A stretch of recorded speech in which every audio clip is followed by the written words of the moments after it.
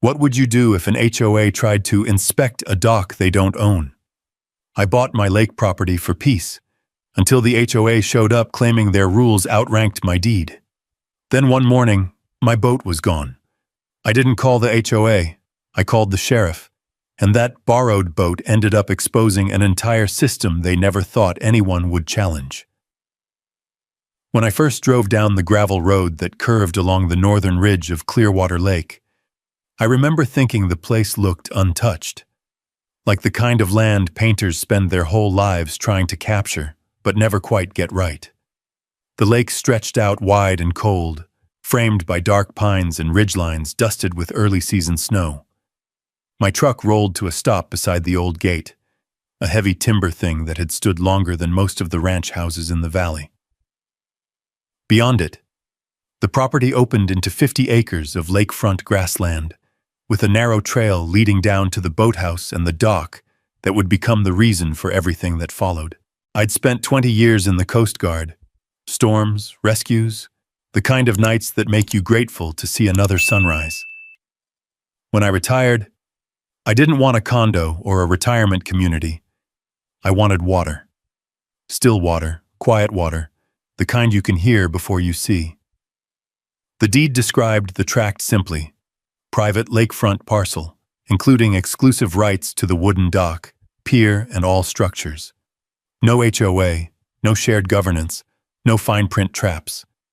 It was the first time in my adult life that the whole line between me and the horizon actually belonged to me. I'd rebuilt the dock myself. When I bought the place, it had leaned hard to the west, missing half the bolts it needed.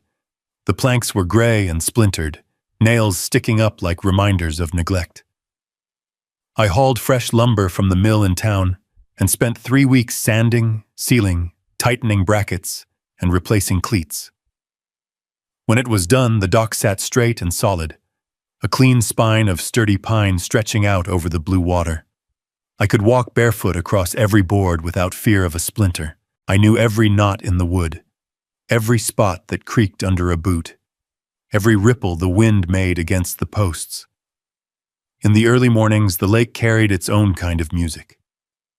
The wind came in from the northwest, combing through the pines before blowing across my porch. Some mornings smelled like wet earth and cedar, others like distant rain. I'd stand on the dock with a thermos of black coffee, letting the cold settle into my bones, while I watched the sun push itself up over the ridge. The water turned gold, then silver, and finally the deep blue I'd come to associate with peace. For 5 quiet months, nothing disturbed that calm, not a single complaint, letter, or intrusion.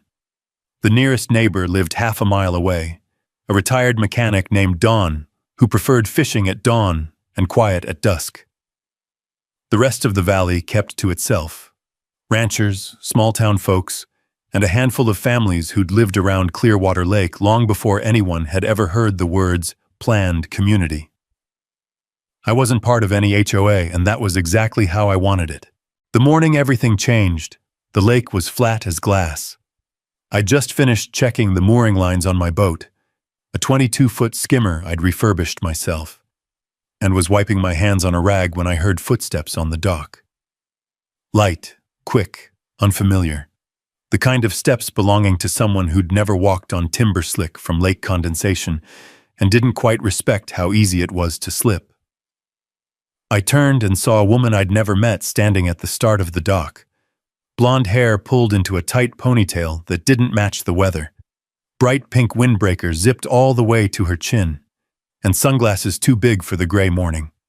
She carried a clipboard hugged tight to her chest, like it was some sort of badge. "Good morning," she said, her voice sharp and clipped. "Are you Remy Cole?" I nodded, though something in my chest tightened. Strangers don't normally show up on private land around here, and they sure don't walk straight down to the dock without so much as calling out. She didn't offer a handshake. Instead, she flipped through the papers on her clipboard. "I'm Bethany Reed, president of the Clearwater Bluffs Homeowners Association."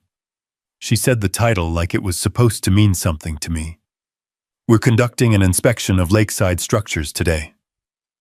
I blinked once, slowly. What inspection? Her smile was thin, forced. Standard compliance check. This dock is part of the shared lakeshore access area, so we just need to make sure everything is up to community code. Handrails, posting requirements, registration, basic things. I let out a quiet breath. Not angry yet, just surprised at the audacity. This dock isn't part of your HOA. Bethany's eyes flicked up from her clipboard, and for the first time I noticed the way she looked past me, not at me, but through me, as if she was inspecting the boards beneath my boots. All docks on the North Shore fall under our guidelines, she said. We've been updating our regulations. It's important for safety and uniformity. I wiped my palms on the rag in my hand, keeping my voice level. My deed says otherwise. She made a sound halfway between a scoff and a chuckle. Deeds can be outdated. HOAs adapt faster. I'm sure we can clarify it later, but for now, I'll just need to take some photos and… No. The word came out calm, almost quiet. This is private property, my dock, my lake frontage, not yours. Her lips tightened as if she'd bitten into something sour. The wind picked up then, carrying a cold ripple across the water and rustling the papers on her clipboard. She clutched them tighter. Well, she said, regaining her posture, if that's how you want to approach this, we can escalate it through formal channels. But one way or another, the association will review this structure. She turned on her heel and marched back down the dock, her sandals slapping too loudly against the wood. I watched her go, unsure whether to laugh or worry. She'd strutted onto my land with the confidence of someone who'd never been told no in her life. When she reached the shoreline, she stopped, scribbled something furiously onto the clipboard, and shot me a look over her shoulder, half warning, half promise. The breeze shifted again. The lake rippled once, then stilled. I stood alone on my dock, the smell of pine drifting in with the wind, and for the first time since I'd bought the place, a crack ran through that piece I'd held so tightly. Why would an HOA, one I wasn't even part of, care this much about a dock that wasn't theirs? The lake didn't answer, but I knew the question wasn't going away anytime soon. That afternoon, clouds gathered low along the ridge, the kind that hung there all day before deciding whether to rain or just brood over the valley. I tried to shake off the encounter with Bethany Reed, chalk it up to a confused HOA president who didn't know the boundaries of her own jurisdiction. But something about the way she said, "We'll escalate it," had lodged under my skin like a thorn. I set the rag down, walked up the slope toward the house, and pulled the deed packet from the metal lockbox inside my office. The papers were crisp, heavy, stamped clean with county seals. My finger traced the black lines showing my property boundary, the crooked shoreline, the little rectangle labeled boathouse, the thin line stretching 8 yards into the water marked exclusive rights to dock and pier. Everything about it was clear, undeniable, unchanging. Yet her tone, that almost smug certainty, sounded like someone who believed paperwork could bend to her will. The house was quiet, except for the soft ticking of the wall clock. Outside, the wind pushed against the windows with a low sigh. I carried the deed out onto the porch, letting the lake's reflection shimmer through the paper as if to remind me what was at stake. By late afternoon, I finally convinced myself to let it go. Maybe she'd walked onto the wrong property. Maybe someone in her HOA complained about their own dock, and she ended up on mine by mistake. People misread maps all the time. I'd spent years helping boaters who were supposed to be 10 miles east of where they actually were. Still, I couldn't quite shake that unease. I grilled a simple dinner, trout and roasted potatoes, ate on the porch while the sky turned a burnished copper, then cleaned up and got ready to call it a night. The valley usually fell silent after dark, the only noises being the distant hoot of an owl or the occasional splash of a fish breaking the surface. But as I stepped onto the porch to lock the door, movement at the bottom of the hill caught my attention. A white SUV crawled along the gravel, headlights bouncing off the slope. It wasn't Don's truck, and no one else came this way unless they were lost or looking for trouble. The SUV stopped by the dock entrance.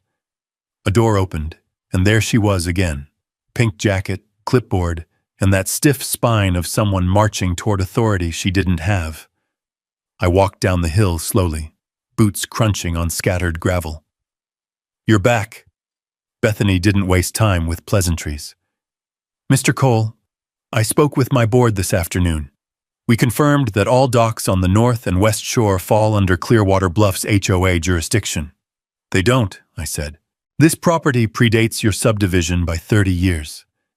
She pressed her lips into a thin line. "Our bylaws were updated recently. Any lakeside structure impacting shared view corridors or water traffic lanes must be registered for inspection." "View corridors?" I repeated, unable to keep the disbelief out of my voice. "It's a lake, not a museum." "That's precisely why we need consistency." She tapped her clipboard sharply, as if punctuation could make her words true. "Additionally, homeowners cannot impede communal access points." I stepped closer, but kept my voice calm. "Bethany, there is no communal access here. This is private land, private dock, registered with the county. I'm not in your association." "Technicality," she said, brushing away the word like dust. "Our updated radius includes all properties within 200 feet of the shoreline. It's a protective measure." "For who?" I asked. "For everyone." She said it with such conviction that for a moment I wondered if she actually believed it. The wind picked up again, scattering a few pine needles across the planks. They danced around her boots, catching on the edges like they wanted attention she refused to give. I folded my arms. "Let's be clear. You don't have authority here. Not an inch of it."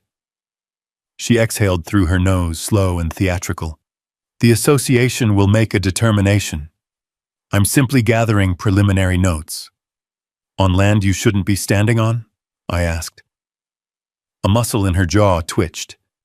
She scribbled something on a form clipped beneath her fingers. "I'm noting non-cooperation." "You do that," I said. "But don't confuse notes with law." She snapped the clipboard shut. "Expect further communication."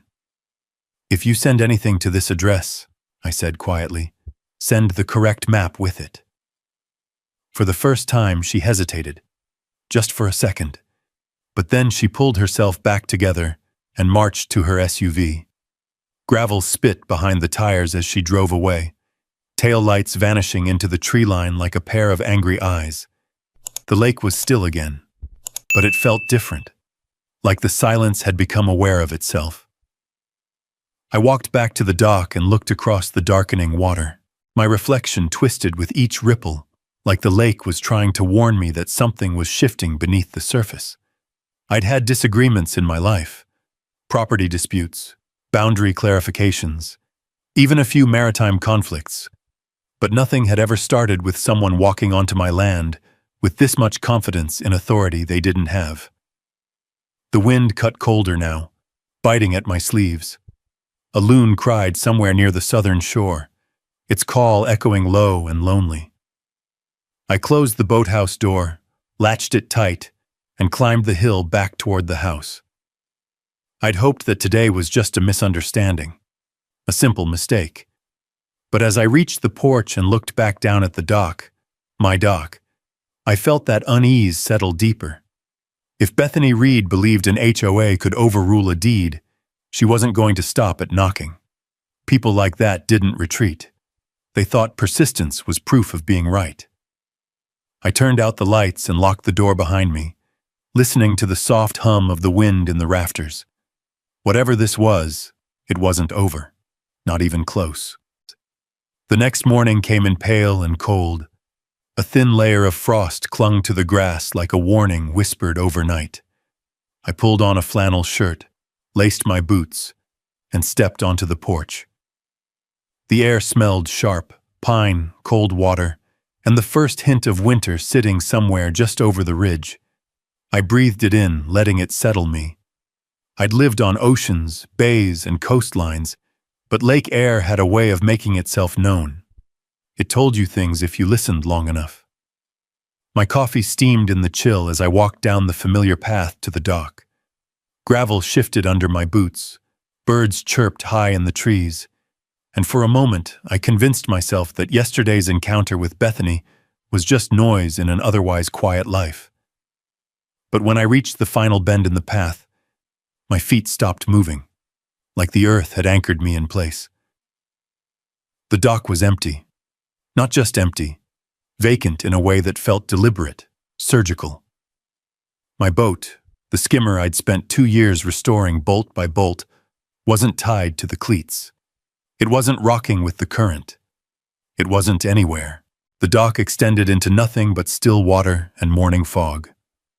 For a long moment, I didn't move. I didn't breathe. My eyes scanned the shoreline automatically, counting landmarks the way old training had drilled into me. Pine stump on the left, driftwood pile on the right, stone ridge behind me. Everything was exactly where it had always been, except for the one thing that mattered.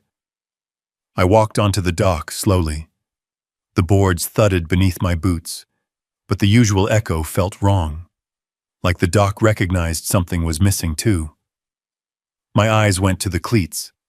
The ropes were coiled neatly, looped with precision, the knots tight and clean. Not cut, not torn, not frayed by wind or accident. Unfastened, coiled, placed. Someone had taken their time. I crouched and touched the coil. It was warm from the sun, but the fibers were stiff in a way that told me they'd been wound recently. Whoever did it wasn't rushing. They weren't afraid of being caught, because they didn't think they could be caught. As the realization settled in, my chest tightened. The water lapped softly against the posts, each ripple sounding more mocking than the last. My breath fogged in the cold air as I stood and scanned the horizon. Nothing but fog and silence. My mind snapped toward the boathouse. I walked fast, half walk, half run, across the dock to the small shed I used for gear and supplies. The door was latched, not broken, not jimmied. The padlock lay on the ground beside the threshold, open like someone had set it there carefully. Inside, almost everything looked normal. Fishing gear stacked where I left it. Life jackets hung neatly. The metal toolbox sat under the shelf exactly where it belonged. But the spare set of boat keys, the ones I kept in a small metal hook above the window, were gone. The hook was empty. Clean. Quiet. A heavy pressure built behind my ribs. Not anger yet. Something colder. A kind of clarity that comes when you realize the line has officially been crossed. Someone had stepped onto my land, into my boathouse and onto my dock, with the confidence of a person who believed the lake belonged to them.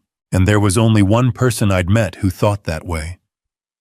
I turned and looked out across the water again, forcing my mind into the same logical rhythm I'd lived by during rescues at sea. What's missing? What's the last known point? What direction would someone go? The morning fog shifted, revealing a faint shimmer far out in the middle of the lake. Not a shape, not a color, just a disturbance. A wake too smooth for wind, too low for a drifting log. My boat had been taken while I slept. I pulled out my phone. My service was weak this far out, but strong enough for what I needed. I tapped open the Marine Tracker app tied to the GPS module I'd installed under the steering console. A small blue dot blinked on the map. My dock, my position. Then another dot, further out, moving, slow, steady in a straight line toward the far cove. My jaw tightened. I zoomed in. The signal belonged to my skimmer. I wasn't imagining anything. I wasn't mistaken. The boat hadn't come loose, hadn't drifted, hadn't been taken by a storm or wandering kids pretending to be pirates. Someone had accessed my dock, taken my keys, untied my lines, and piloted my boat out onto the lake like they owned it. The cold turned sharp inside my lungs. I took a step back out onto the dock, gripping the railing. The surface of the lake sparkled with small ripples of morning light, calm and deceptive. In the distance, a bird skimmed the water and rose again, screeching into the sky. And just as I steadied myself on the railing, something else caught my eye. A piece of paper lodged between two planks near the edge. I knelt and slid it free.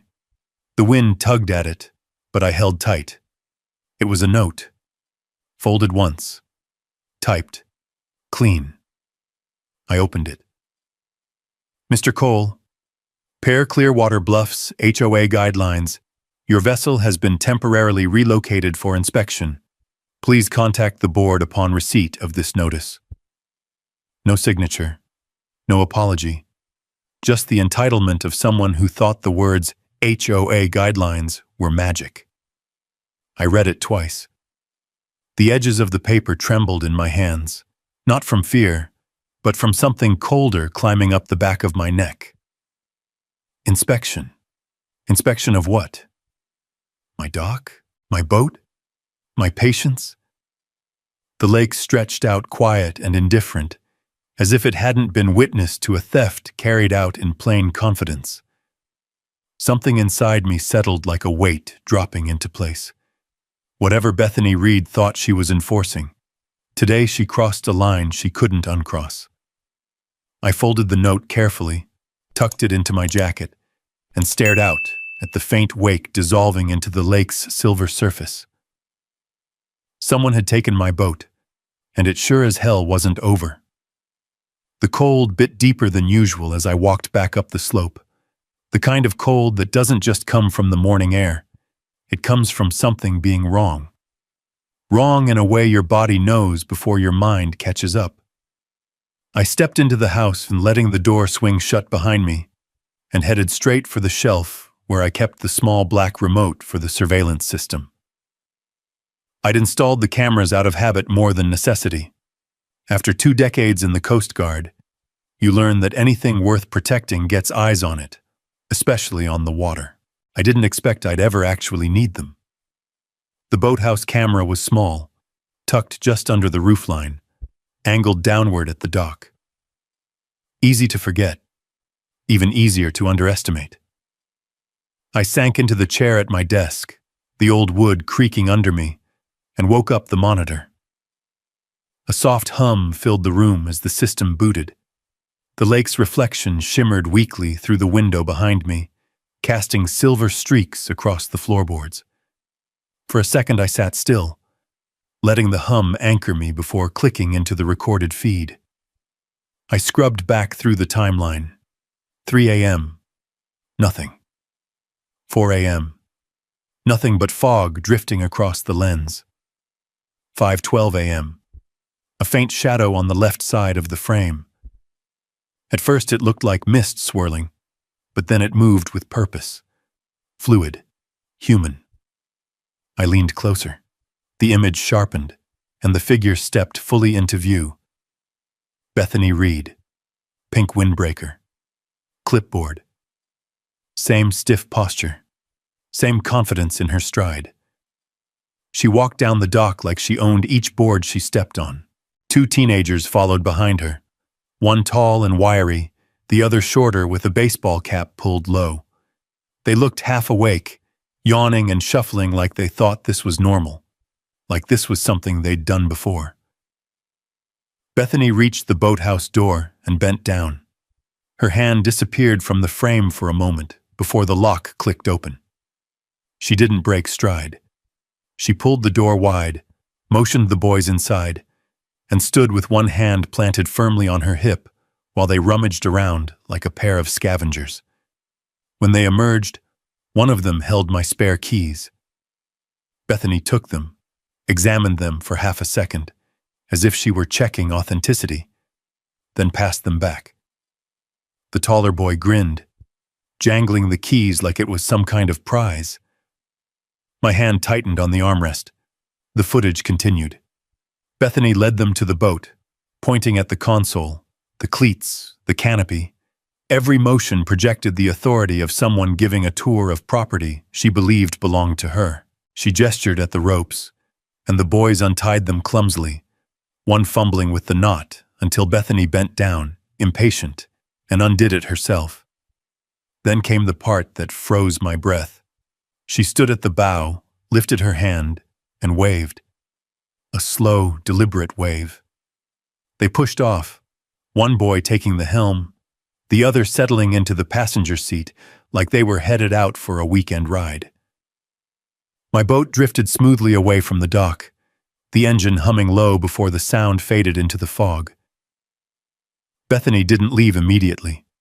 She stood there, arms crossed, watching as the skimmer slid across the lake with the calm arrogance of someone who believed she'd executed a perfectly legitimate operation. Then she turned, locked the boathouse, placed the padlock neatly on the ground, and walked away.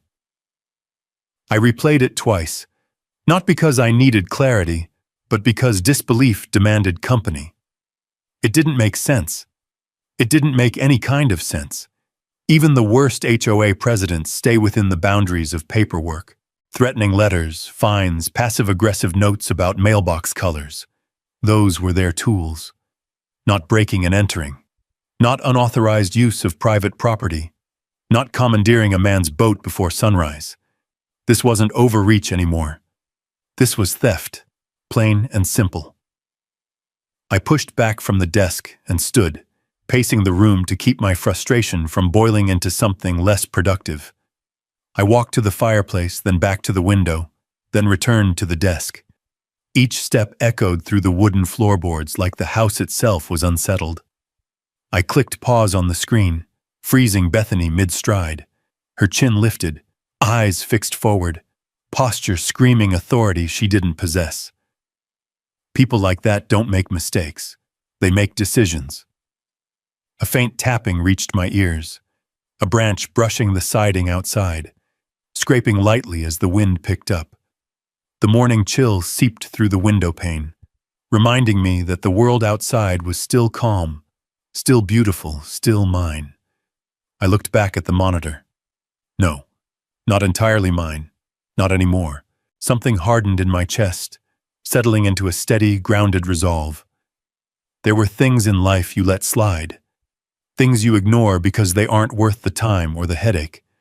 But someone taking your boat off your private dock at dawn while acting like they're doing you a favor, that wasn't one of them. The recorder's timestamp blinked in the corner of the screen. I took a slow breath, then reached for my phone. The morning sun shifted slightly, illuminating the edge of the desk, catching dust in its glow. Everything in the room felt too still, too quiet, like the moment before a storm. This wasn't going to be resolved with a conversation, not with someone who ignored property lines the way most people ignored junk mail. I picked up the phone, tightened my grip, and walked toward the door. The lake glinted through the window as if waiting for what would come next. Bethany thought she could claim my dock with a clipboard. But now she'd taken something far more valuable. This wasn't paperwork anymore. It was evidence. And the lake wasn't the only thing that kept records. I stepped outside, the cold air hitting my face like a wake-up slap. The wind rustled the pines. The dock waited below, empty and still, and I knew exactly what I had to do. The path down from my porch was stiff with frost, each step crunching beneath my boots as if the ground itself disapproved of what had happened. A thin veil of fog drifted over the lake, moving slow and heavy, like it was trying to hide the crime still unfolding somewhere out in its gray distance. I paused halfway down the slope, right where the land dipped and the shoreline widened, letting my eyes take in the empty silhouette of the dock. No matter how many times I blinked, the picture didn't change. The ropes were still neatly coiled, the cleats untouched. The note in my jacket felt like lead. I reached the bottom of the path and stood on the first plank of the dock, letting the wood settle under my weight. Inspection, Bethany had called it. As if that word somehow made entering my boathouse, taking my keys, and sailing off in my boat sound administrative instead of criminal. I exhaled slowly, the breath fogging out in front of me. "No more of this," I muttered. Then I pulled my phone from my pocket, not to call the HOA, not to call the number on Bethany's clipped-on badge of imaginary authority, but to call the one person whose job actually meant something out here. Sheriff Marcus Hale. Marcus wasn't just the sheriff. He was a man who understood water, law, and the line where those two things collided. In a county where half the emergencies involved rivers flooding, ice breaking, or someone getting stuck halfway across a frozen cattle trail, Marcus was the one you wanted on your side. He was also the last person Bethany Reed would have expected to see involved in her inspection. The phone rang twice. "Hale." His voice was low, gravelly, still waking up but alert enough to recognize trouble. "It's Remy," I said. "Cole from Clearwater Lake." "Morning, Remy. Everything all right?" "No," I answered plainly. "Somebody took my boat." There was a long pause, long enough for the wind to shift and run its fingers through the pines again. Define took. I mean, they walked onto my dock before sunrise, opened my boathouse, grabbed my spare keys, untied my lines, and drove off with it. Another beat of silence. "You got eyes on it?" Marcus asked. "Yeah. GPS tracker. It's heading toward the West Cove right now." "Good call installing one." I could hear him getting up from wherever he'd been sitting. A chair scraped. A door opened. "Any idea who took it?" "I've got more than an idea. I've got footage." "Footage?" "Clear as day," I said. "Boathouse camera caught everything. Bethany Reed and two teenagers. She handed them the keys herself." A low whistle slipped through his teeth. "The HOA lady?" "That's the one." "I'll be at your place in 15, he said. "Don't go after it alone." I ended the call and slipped the phone back into my jacket. The air stung a little sharper now, the cold settling in with purpose. The lake looked bigger than usual, stretching out with that indifferent beauty lakes tend to have. Wide, calm, almost too serene to believe something wrong had happened on it. I walked back toward the house, gravel crunching at my heels. Every detail sharpened in the cold. The scent of pine, the distant rustle of branches, the slight give of the soil beneath the frost. When I stepped into my living room, the warmth inside felt foreign, like I'd been away longer than just a few minutes. I pulled the deed packet from the desk and set it beside the printed HOA note. Two worlds that had never meant to touch now sat side by side, the contrast almost laughable. A legal document older than the subdivision itself, and a piece of HOA stationery bold enough to claim authority where none existed. About 13 minutes later, the rumble of an engine echoed up the road. A white and tan county SUV rolled to a stop beside my truck. Marcus stepped out, hat low, winter coat zipped up tight, boots crunching across the frozen gravel. He looked like someone who'd spent his entire life outdoors, a man weathered by seasons rather than time. "What am I looking at here?" he asked as he approached. I handed him the note. He read it once, then a second time, eyebrows lifting slightly. "Inspection," he repeated. "They call that an inspection?" "That's what she believes." "That's not what the law believes." I nodded toward the house. "You'll want to see the video." Inside, I played the footage from start to finish. Bethany unlocking the boathouse, the teenagers grabbing the keys, her waving the boat off like it was some kind of HOA parade float. Marcus watched silently, arms crossed, jaw tight. When it ended, he leaned in, pointing at the paused frame of Bethany standing on my dock. "You have this saved?" "Everything's recorded locally and backed up," I said. "Good," he replied. "What she did here isn't some HOA misunderstanding. This is grand theft of a watercraft. That's a felony in this county, and the dollar value on that boat of yours puts it squarely in felony territory."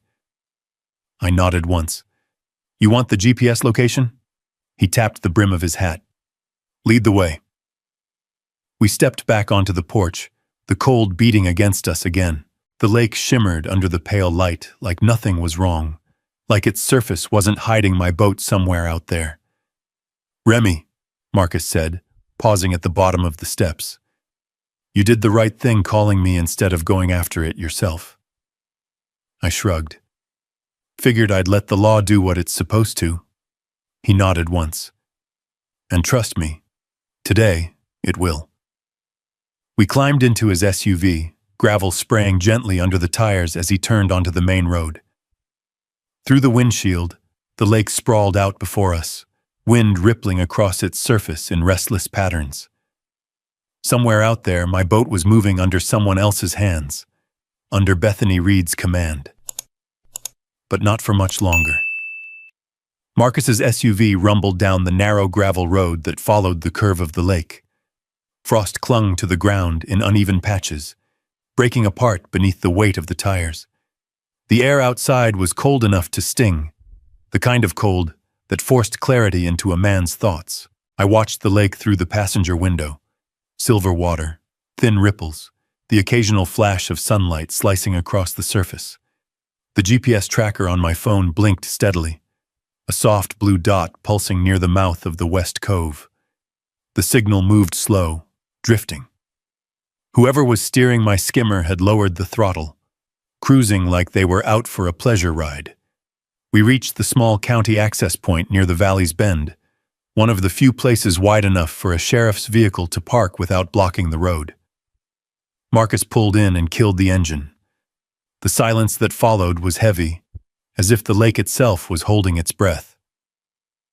"You're sure the signal's good?" Marcus asked. "Dead on," I said, showing him the screen. 200 yards off the sandbar. That's close enough for the Marine unit. He stepped out, boots crunching hard on the frozen gravel. We walked toward the small pier where the county kept its patrol boat. It wasn't much. An aluminum hull with a modest outboard motor, but the thing could move fast when it needed to. The sun had risen higher, reflecting off the lake in bright shards that made the water look colder than ever. A deputy named Sullivan stood on the dock, adjusting the straps of his life vest. He glanced up as we approached. "Sheriff," he said. "Morning. Got your message." Marcus nodded. "We're looking for a stolen vessel, 22-foot skimmer, owners with me." Sullivan's eyes flicked to me, then to the lake. "GPS says it's moving?" "Barely," I answered. "Whoever's got it is taking their sweet time." Sullivan muttered something under his breath. "Brave or stupid?" Marcus stepped aside. "Remy, hop in. You'll point us the direction. Let me and Sullivan handle the talking." I didn't need convincing. I climbed aboard, the cold metal rattling beneath my boots. The sheriff followed. Sullivan cast off the rope and dropped into the seat behind the wheel. The engine roared to life, a sharp, mechanical growl that echoed across the water. The vibration traveled through the hull, up through my legs, grounding me. As we pulled away from the dock, wind slapped against my face, carrying the scents of pine, lake water, and something faintly metallic. The deeper we went, the quieter the world became. The shoreline thinned out, the trees leaning inward like spectators. Frost still clung to the branches, glittering under the sun like broken glass. Sullivan cut the engine as we neared the GPS point. The sudden silence was eerie, just wind and the soft lap of water against aluminum. "There," Marcus pointed. I followed his gesture and saw it. My skimmer, floating lazily near the sandbar. The blue hull shone in the sunlight, familiar and wrong all at once. Two teenagers lounged at the stern, legs dangling over the edge, shoes skimming the surface like they were playing at summer even though the air was cold enough to bite. And at the helm, Bethany Reed stood tall, windbreaker zipped to her chin, sunglasses reflecting the lake like polished mirrors.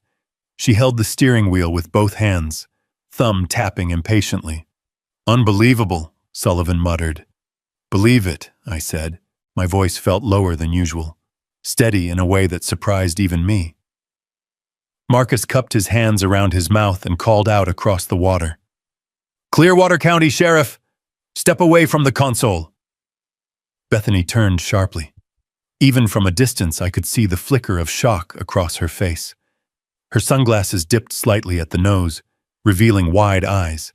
She recovered quickly, lifting her chin with manufactured authority.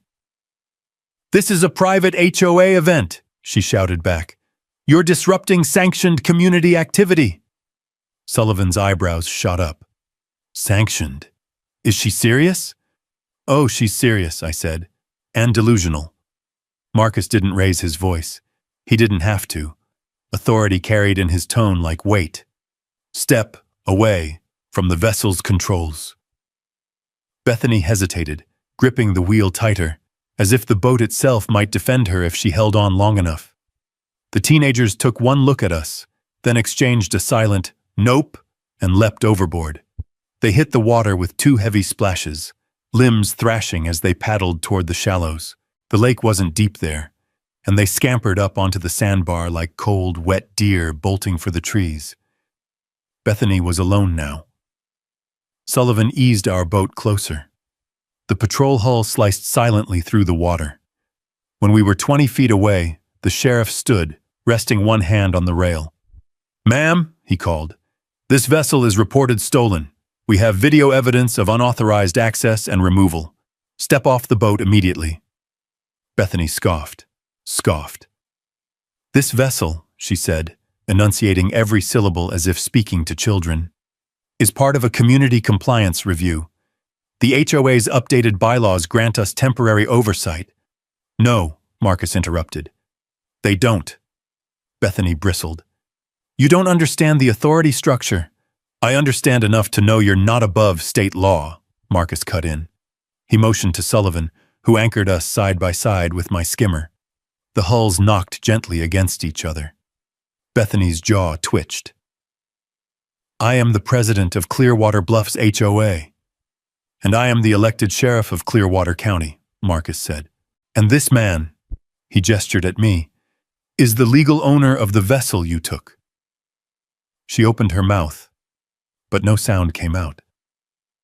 Marcus reached forward, calm and deliberate. "Ma'am, please step onto our boat." "This is absurd," she whispered. "Ma'am," he repeated, "now." Authority finally overrode entitlement. She stepped over the rail with stiff movements, breath sharp in the cold air. Marcus guided her to the seat in front of him, while Sullivan secured her hands. Not roughly, not theatrically, just by procedure. Bethany stared straight ahead, lips pressed thin, as if refusing to acknowledge what was happening might somehow undo it. I stepped onto my skimmer as soon as the boat steadied. The moment my boots hit the deck, something inside me eased.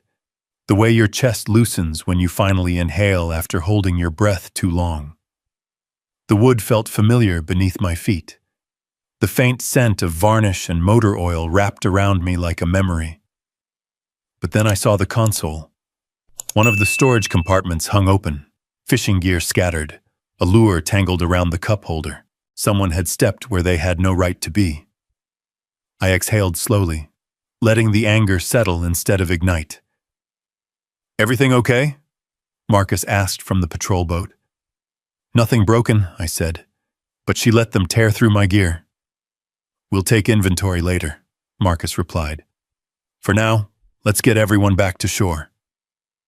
The wind picked up again, sending a ripple across the cove. The boats drifted gently before Sullivan restarted the engine.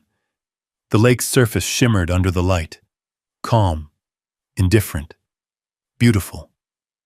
But beneath that calm, everything had changed. Bethany Reed had taken my boat, and she was about to learn what real authority looked like. Sullivan steered the patrol boat toward the county marina, the engine humming low as the shoreline approached in slow, steady movement. The wind had picked up, sending small ridges across the water, scattering sunlight into 1,000 trembling shards. My skimmer followed beside us in a loose tether, bumping gently against the patrol hull like it was impatient to be home. Bethany sat rigid on the bench across from Marcus, hands secured, chin lifted at an angle I'd seen on officers who thought rank alone made them bulletproof. Her sunglasses were still on, though one side had slid slightly down her nose. She didn't push them back up. Maybe she thought the glasses gave her power, or maybe she didn't want anyone seeing the flicker of doubt in her eyes. I watched her, not with anger anymore, but with a deliberate calm, something that had settled in me the moment the law got involved. Out here, consequences carried weight. Paper authority didn't.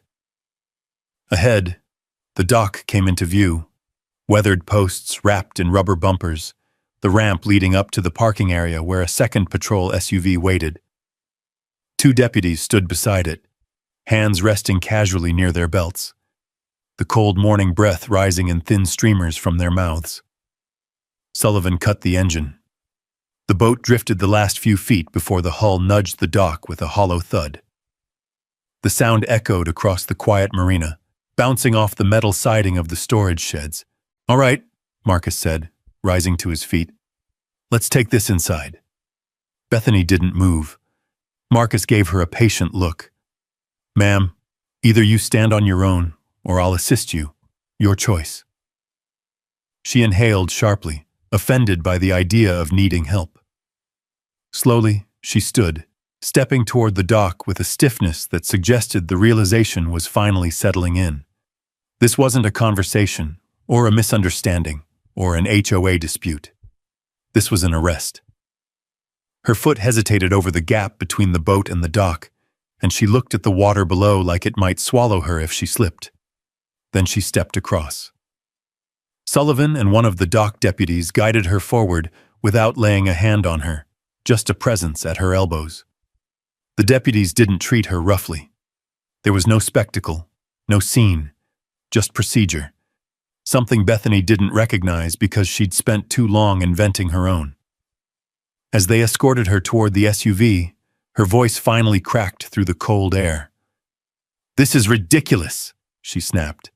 "This entire lake falls under community review. I have bylaws that give me oversight."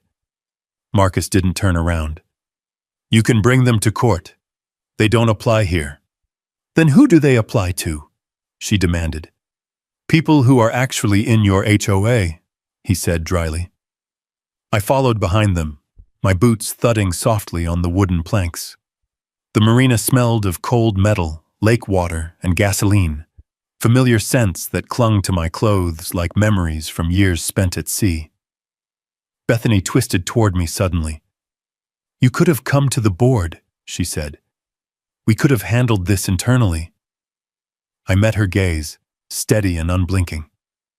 "You entered my boathouse. You took my keys. You released my boat without permission. There's nothing internal about that. I was doing my job." "No," I said softly. "You were doing whatever you wanted." Her mouth tightened, all the color draining from it. Marcus reached the SUV and opened the back door. "Ma'am," he said simply.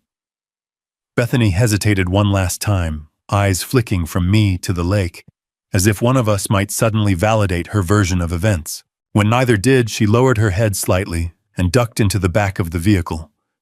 The door shut with a muted, definitive thump. Sullivan exhaled. "Well," he said, shaking his head, "that's one for the books." Marcus nodded toward me. "Let's get you squared away." Inside the small marina office, the air was warmer. A coffee maker burbled on a metal counter, filling the room with the scent of burnt roast. Papers were stacked neatly along the far desk. A bulletin board displayed flyers for fishing permits and water safety rules. Marcus motioned toward a chair. "Have a seat, Remy. We'll take a full statement." I handed him the printed screenshot I'd pulled earlier, the frame showing Bethany unlocking the boathouse. "You'll want the rest of the footage. I've got it backed up on a drive." "We'll take copies of everything," he said. "This is open and shut." I sat down slowly, the adrenaline finally starting to loosen its grip. My fingers trembled slightly, not from fear, but from the weight of what had just settled into motion. The law wasn't fast in most places, but up here, where the lake was the centerpiece of everything, people took water-related crimes very seriously. Boats weren't toys. They were property, investment, livelihood. Marcus pulled a form toward him, clicked his pen, and began reading off a list of standard questions. When did you last see the vessel on your property? Yesterday evening, I said. Around 6. When did you first notice it missing? This morning, just after dawn. He nodded, jotting that down. Any signs of forced entry? No, I said. She used the spare keys. The camera caught the moment she grabbed them. Sullivan whistled quietly under his breath. Bold. That's one word for it, I replied. Marcus continued through the questions. Factual, steady. His tone never rose, never rushed. He treated the situation with the seriousness it deserved, giving each detail its proper weight. This wasn't paperwork. It was the framework for a felony report. When we were done, he leaned back in his chair, folding his hands across his stomach. Grand theft of property exceeding 50,000, he said. She'll be booked on the spot. Judge will decide bond. But with footage like this, he nodded toward the printed screenshot. It's not going to go well for her. I didn't respond. Not out of lack of feeling, but because I'd learned long ago. Sometimes silence says enough. Sullivan stepped out to check the patrol SUV. Marcus lowered his voice. Remy, did she say anything to you yesterday? Anything that suggested she'd escalate like this? I took a slow breath. She said she'd escalate through formal channels, and she said the HOA's updated rules were newer than my deed. She believed that gave her authority. Marcus rubbed the bridge of his nose. Authority doesn't work like that. Not on water. Not anywhere. Outside, a gust of wind scraped along the siding, rattling the metal in a way that sounded like distant thunder. Well, Marcus said, standing, your boat's safe. We'll bring it back to your dock once we finish processing it. I can take it, I offered. We still need photos, he replied. Standard procedure. We'll follow you out. I nodded and stood. As we left the office, the sun had risen higher, warming the surface of the lake into a softer shimmer. The wind had calmed. A flock of ducks skimmed the water in a low arc, wings beating a soft rhythm that echoed across the stillness. Everything looked the same. But the valley wasn't the same anymore. Bethany Reed had crossed a line, not with bylaws, not with letters, but with actions. And the lake had borne witness. Marcus walked ahead toward the skimmer, clipboard in hand. I paused for just a moment, letting the cold air settle in my lungs, letting the scene burn itself into memory, letting the weight of justice beginning to settle across the quiet water. This wasn't the end. Not by a long shot. The drive back to my property was quiet, except for the steady hum of the sheriff's SUV behind me. My skimmer cut across the lake at a slow, respectful pace, its engine purring like it somehow understood what it had just survived. The cold air whipped at my face, carrying that metallic lake scent I'd come to associate with mornings that changed things. By the time I reached my dock, the sun had climbed high enough to warm the frost at the shoreline. Thin droplets dripped from pine needles, tapping lightly onto the deck boards. It was the kind of morning that normally lent peace to a man, but the stillness now felt too clean, too deliberate, like the valley was trying to erase what had happened. I tied the skimmer back to its cleats, pulling each knot tight with slow, deliberate precision. Marcus and Sullivan stepped out of their vehicle at the top of the slope, their boots crunching through the thinning frost as they descended. The sheriff carried a small camera bag for documenting the damage, while Sullivan kept his gaze moving, eyes sweeping the tree line, the gravel road, the curves of the shoreline. Everything looked the same as you left it? Marcus asked as he reached the dock. Almost, I said. Except for the violations. He gave a subtle nod. We'll get everything down. We spent the next half hour inspecting the boat inside and out. Drawers rifled through. A custom rod snapped clean in two. One of the compartments was wet, with muddy footprints smeared across the bottom, as if someone had stepped inside searching for something. My tackle box was overturned. Lures scattered like confetti across the deck, hooks catching the morning light like sharp little stars. Kids went through it, Sullivan muttered. They weren't careful. They weren't supposed to be there, I said. My voice came out steadier than I felt.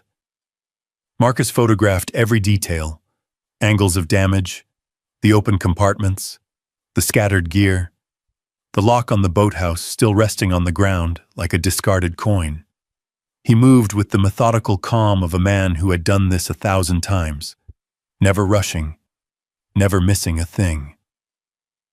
Evidence is clear, he said finally.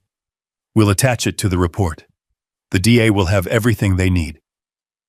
I exhaled, letting some of the tension bleed out with the cold air. The lake rippled softly behind us, sunlight stretching thin across its surface. A loon called from somewhere near the far bank, a long, hollow sound that echoed through the valley with a haunting calm. When the deputies left, the silence that followed felt different than before. Not peaceful, not threatening, just waiting. I stood at the edge of the dock for a long moment, letting the wind push gently against my coat, listening to the natural sounds that reminded me why I'd chosen this place in the first place. The squeak of the mooring rope, the water tapping the hull, the rustle of pine branches. The world felt unchanged, yet everything had changed. I started back up the slope toward the house when I heard tires crunching along the gravel road. Slow, hesitant. I turned just as an older pickup came to a stop near my gate. A woman climbed out, mid-50s, bundled in a heavy brown coat, hands clasped nervously. She walked toward me with that careful, respectful gait Westerners use when approaching someone's property. The kind that says, I'm here, but I'm not here to intrude. You're Mr. Cole, right? She asked when she got closer. Her voice carried a tremor, not from fear, but from something long held. I am, I said. Can I help you? She swallowed, glancing toward the lake. My name's Elise. I live down by the southern bluff. I heard what happened this morning. The way she said it told me she was choosing her words carefully. I nodded once. It's been a morning. She let out a breath, her shoulders sagging, as if she'd finally worked up the courage to speak. I'm sorry to bother you, but I think she's done this before. My heartbeat slowed, sharpening. Bethany? She nodded. Elise. What did she do? Elise closed her eyes briefly. Last summer, my husband kept his fishing canoe on our little stretch of shore. Nothing fancy, just a lightweight fiberglass thing. One morning it was gone. A week later, we found out Bethany had relocated it to the HOA storage shed because she said it wasn't an approved vessel for shoreline visibility. I stared at her. Visibility. That's what she said. Her voice cracked. She fined us for improper storage. $175. And you paid it? She looked embarrassed. We're not confrontational people. We just wanted to keep the peace. I didn't judge her. Some battles aren't worth fighting. Until they are. A rustling sound behind us made both of us turn. Another car. Then another. A gray sedan. An old Ford truck. A Subaru that looked like it had seen 3 kids and 5 dogs over its lifetime. They pulled off one by one, engines cooling in the crisp air. People stepped out slowly, gathering near my fence line. Neighbors I didn't know yet. Faces I'd seen at the grocery store or passing through town, but never spoken to. They lingered in hesitation, exchanging uncertain glances.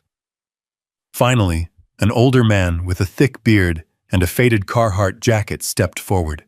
His boots hit the dirt with the heaviness of experience. "You're Remy Cole?" he asked. "That's me." He nodded once. "Name's Don Larson. I live 2 lots over from Clearwater Bluffs. We all got word about what happened. And, well, we figured it's time someone said something." I looked around. There were at least 7 people now, all wearing the same expression, a mix of frustration and relief that someone else had finally taken the first step.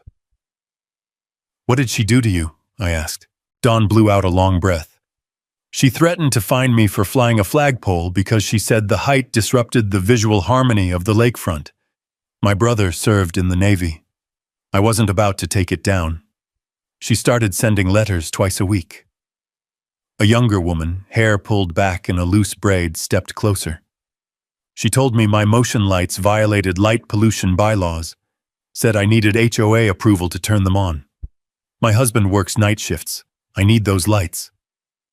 A retired couple raised their hands weakly. "She cited us for the color of our Adirondack chairs," the woman said, disbelief still etched in her voice. "That's quite a chair violation," I said. She shook her head. "They were forest green, same color as the pines." Another man, mid-30s, wearing a faded denim jacket, spoke up next. "She told me my dock ladder was installed at the wrong angle. The wrong angle. Like there's a right one written somewhere." I felt something tighten in my chest. Not anger this time, but recognition. This wasn't about my boat anymore. This wasn't about bylaws or inspections or visibility or harmony.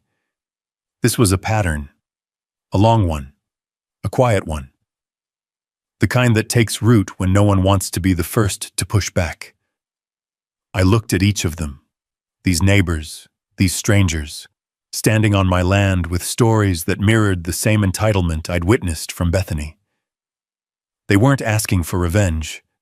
They were asking to be heard. The wind shifted, carrying the scent of lake water up the hill.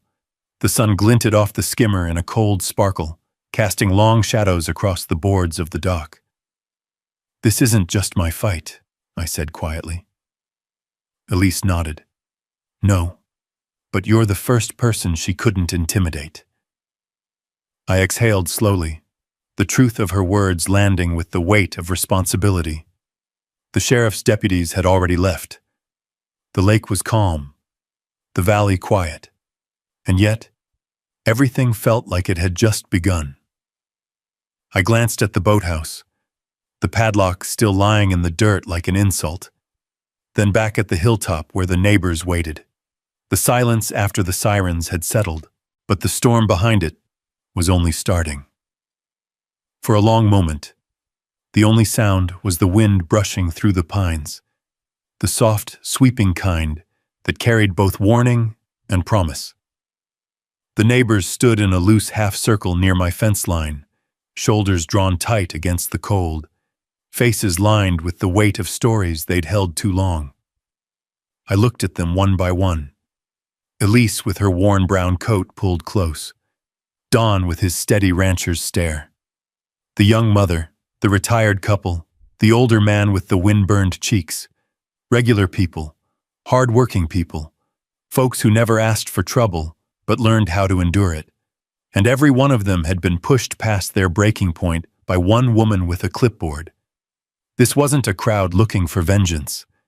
This was a community quietly asking for justice. I gestured toward the house. "Come inside, all of you." No one rushed. They moved with the cautious gratitude of people who aren't used to being invited into someone else's fight.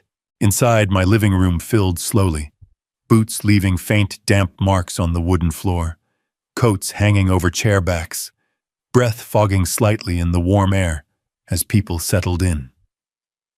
The lake spread behind us like a sheet of hammered silver, visible through the large windows that framed the entire wall.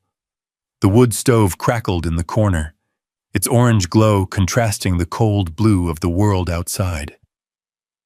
We stood around the table where the deed still lay open next to Bethany's confiscated inspection notice. The contrast between the two papers was almost insulting.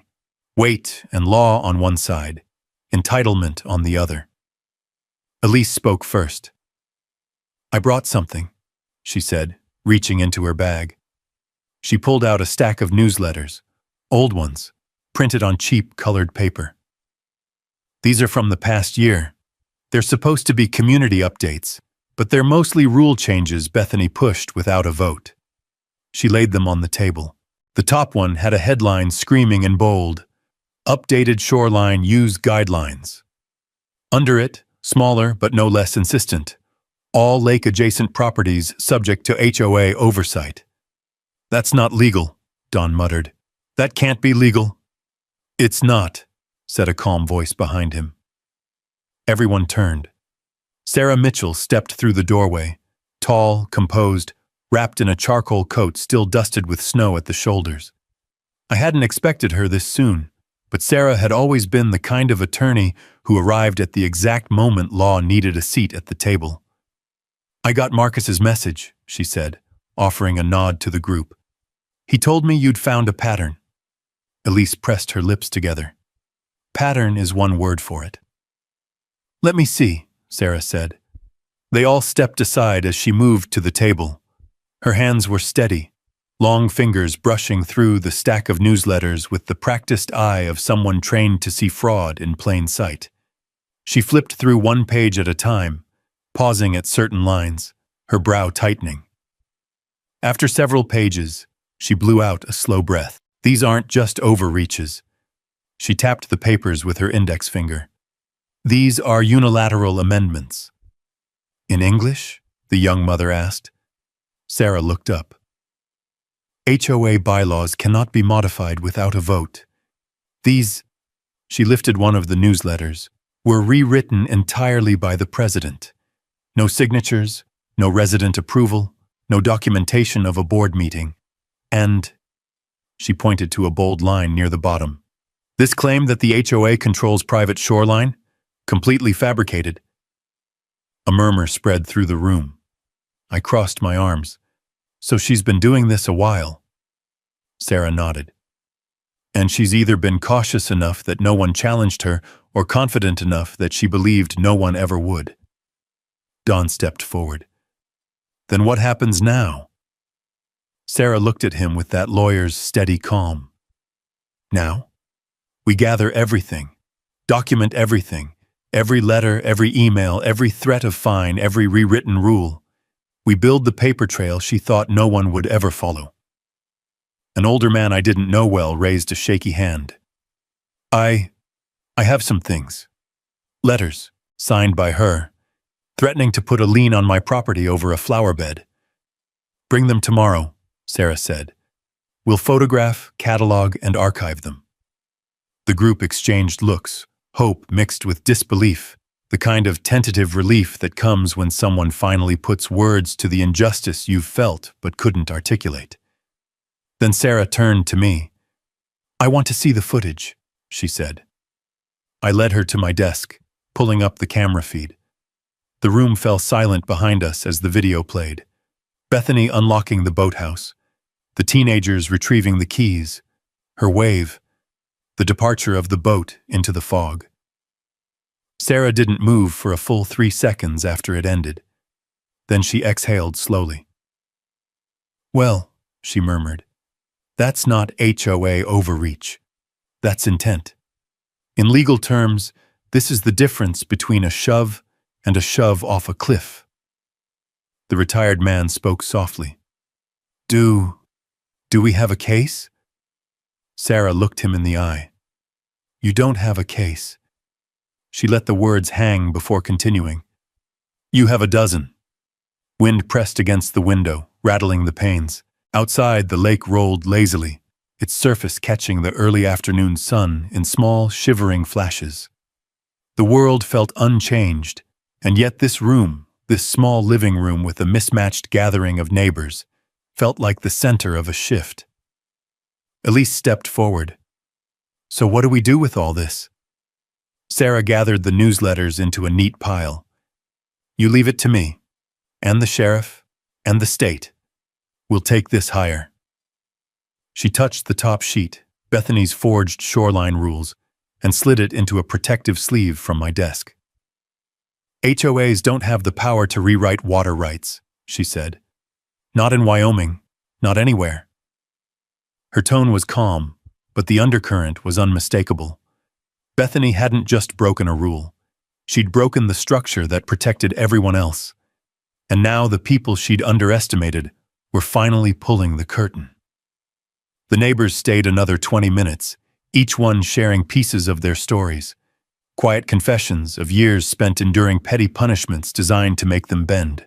Their voices tangled with the rustling wind, swelling and fading like small waves reaching ashore.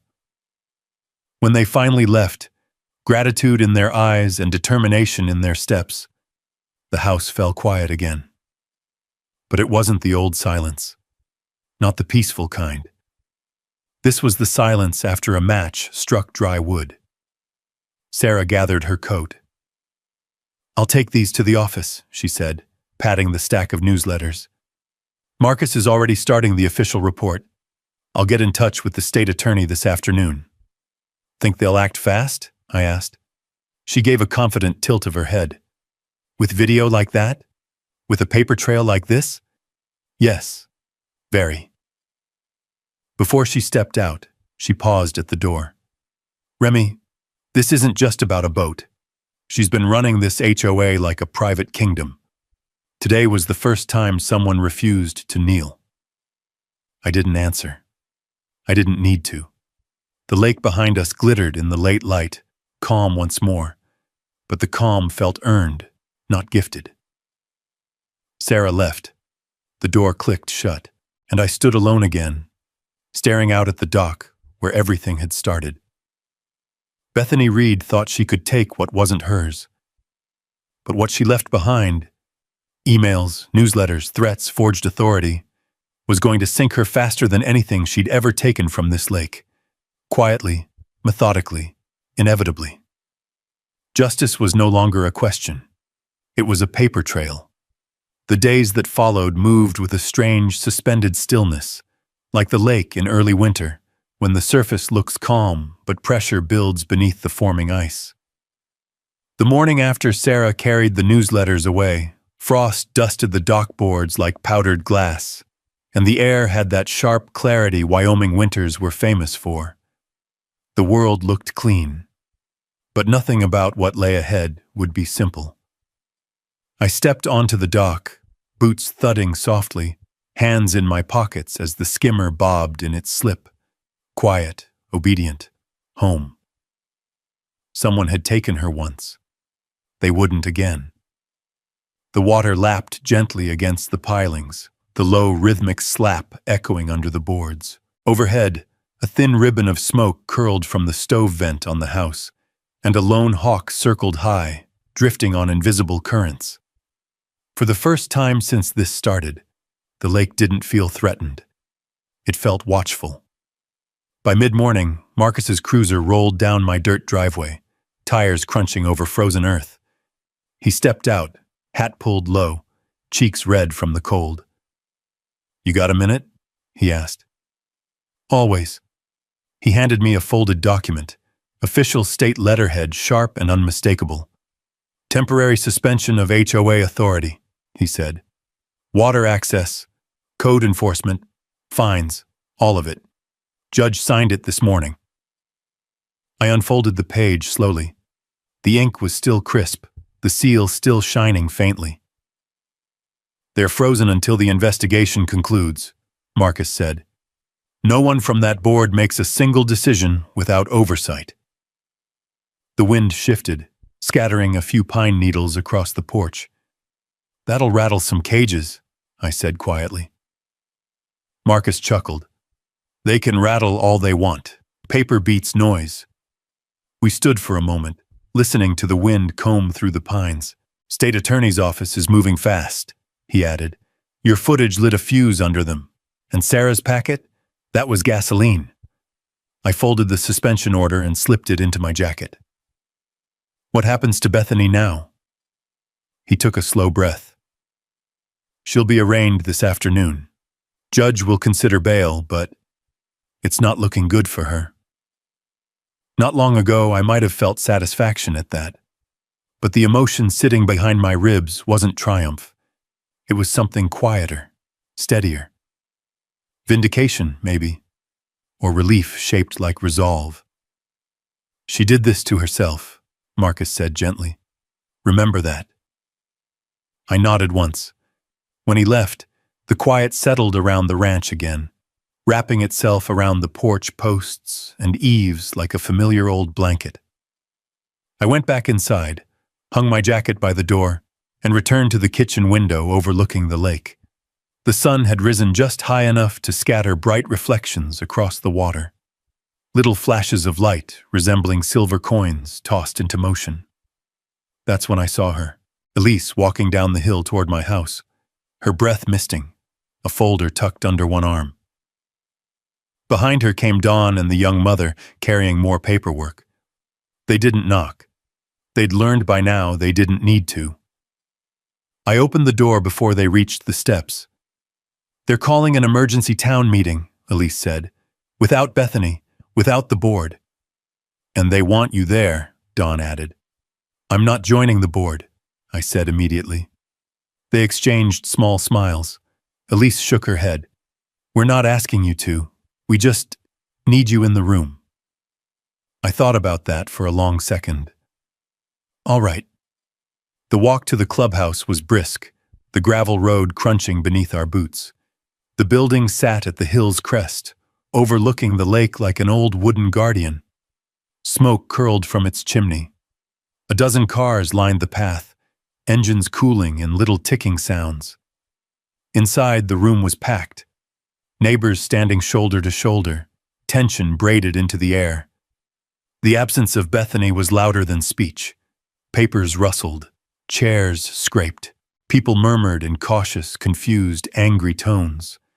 A man from the back raised his hand. Is it true? He asked. Is everything she enforced void? The temporary moderator, Archer, a retired zoning officer with a calm presence, cleared his throat. Not just void, he said. Unlawful. The judge issued a suspension this morning. State investigators are already reviewing the documentation provided by your attorney. His eyes flicked toward me and the group beside me. And thanks to the evidence collected, the board's bylaws will undergo a full legal audit. A wave of murmurs swept through the room. A woman near the wall folded her arms. I paid 3 fines last year, she muttered. For porch lights, for my dog, for the color of my shutters. They'll be reimbursed, Archer said firmly. Every one of them, once the audit confirms misconduct. And Bethany? Someone asked. She will be facing charges, he said. Multiple. The room went still. This wasn't the fury of a mob. It was the exhale of a community finally allowed to breathe.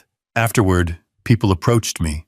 Not with praise, not with thanks, but with a kind of leveled acknowledgement, like neighbors meeting each other honestly for the first time. It wasn't flattery.